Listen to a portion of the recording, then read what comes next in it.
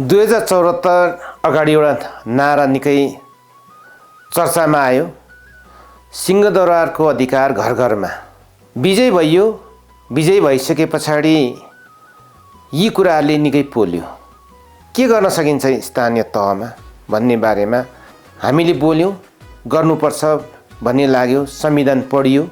स्थानीय तहको क्षेत्राधिकार कति छ भन्ने बुझेर नगरपालिकाले मेरो नेतृत्वमा अधिकार जुन चाहिँ सेवा सुविधाहरू घर घरमै पुर्याउने कोसिस गर्यौँ। तीमध्ये हाम्रा ज्येष्ठ नागरिक, युवाहरू र स्थानीय नगरवासीहरूलाई जुन चाहिँ राष्ट्रिय परिचय पत्र इलाममा गएर बनाउनु पर्ने बाध्यताको अन्त्य गर्नको निम्ति नगरभित्रै राष्ट्रिय परिचय पत्र उपलब्ध गराउने व्यवस्था मेरो नेतृत्वमा भयो। त्यसै गरी सूर्य नगरपालिकामा 14 वडाहरू रहेको थियो। 14 वडाहरूमध्ये 3 वडाहरूको मात्र नागरिकता पशुपति नगरबाट उपलब्ध हुँदै थियो। त्यसलाई 14 वडाहरूमा को नागरिकता यही पशुपति नगरबाट उपलब्ध गराउने गरी व्यवस्था मिलाउने काम मेरै नेतृत्वमा भयो।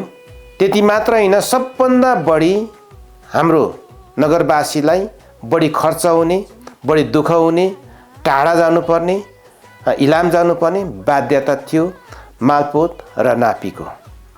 त्यो मालपोत र नापीको कार्यालय यही सूर्य नगरपालिकाभित्र ल्याउन म सफल भएको छु।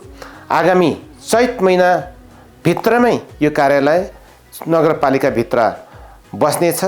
यो कार्यालय नगरपालिकाबाटै व्यवस्थापन हुने गरी सम्पूर्ण यसका प्रक्रियाहरू पुरा भइसकेको छ र त्यसले गर्दाखेरि जुन चाहिँ यहाँका अर्को अव्यवस्थित जग्गा, भूमिहीन, त्यसै गरी भूमिहीन अव्यवस्थित जसको जग्गा थियो, जो भूमिहीन हुन्छ, जुन सुकुम्बासी हुनुहुन्छ, उहाँहरूको व्यवस्थापन पनि सहज तरिकाले हुन सकोस् भनेर यो मालपोत र नापी कार्यक्रम 7 वर्ष मेहनत गरेर यहाँ नगरपालिकामा मेरै नेतृत्वमा आएको छ र यसले गर्दाखेरि सूर्य नगरपालिकाको मात्र होइन, अन्य पालिकाहरूको पनि सेवा यहाँबाट प्राप्त हुनेछ। यसले गर्दा सूर्य नगरपालिकाको यो जुन चाहिँ फिक्कल क्षेत्रको व्यावसायिक यो व्यावसायिक एउटा केन्द्र पनि हो पालिकाको, यसको व्यवसाय पनि बढ्नेछ। क्यास ट्रान्ज्याक्सन पनि निकै धेरै हुनेछ।